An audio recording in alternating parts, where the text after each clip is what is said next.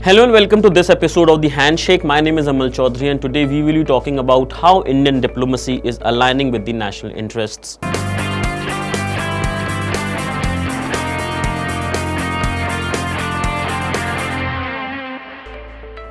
India has been aiming higher and bolder since the arrival of Narendra Modi government in 2014.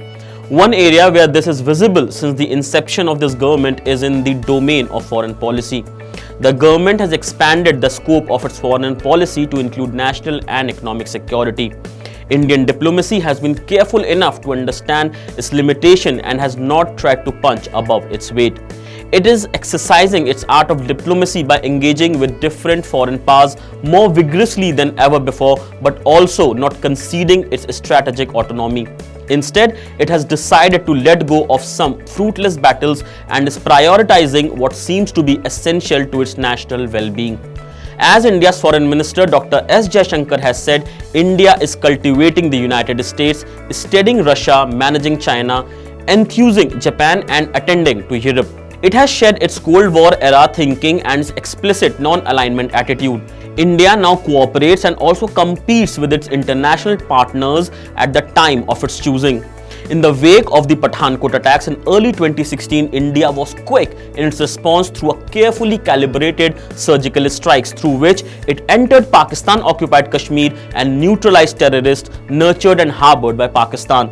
This was a sweet diplomatic victory for India as every major power responded with responses such as asking both India and Pakistan to exercise restraint and increase communication, and India faced no major frictions with the diplomatic.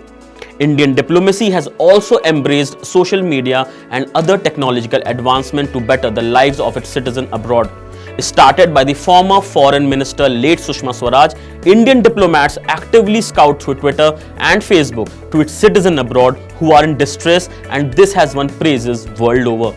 Another time where the Indian diplomacy worked overtime and seamlessly with the Ministry of Home Affairs was after the abrogation of Article 370 of the Constitution of India in August 2019, which had granted temporary special status to the state of Jammu Kashmir.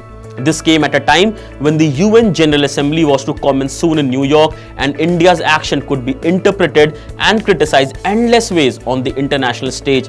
Despite Pakistan's criticism coupled with the backing by China and the wobbly position of the United Kingdom on the issue, it is an accepted fact today that India did not succumb to any international pressures. Not wanting to view this diplomatic victory as an isolation tactic against China, the diplomats were quick enough to rearrange for a reapproachment between Prime Minister Xi Jinping and Prime Minister Modi at Mahabalipuram in Chennai through informal talks between the leaders.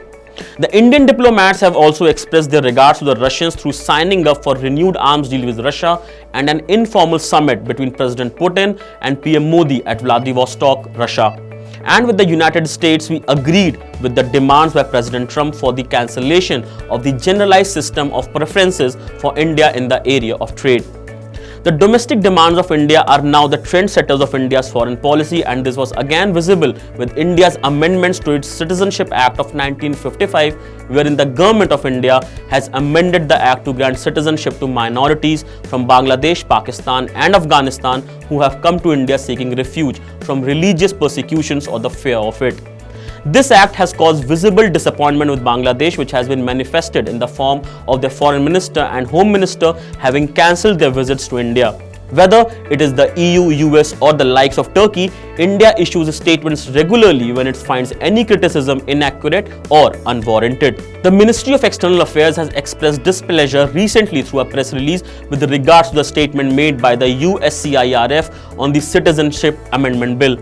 Also, it took a bold call to criticize Turkey on its handling of the Kurds after the US vacated its troops and cooperation with the Kurds in Syria.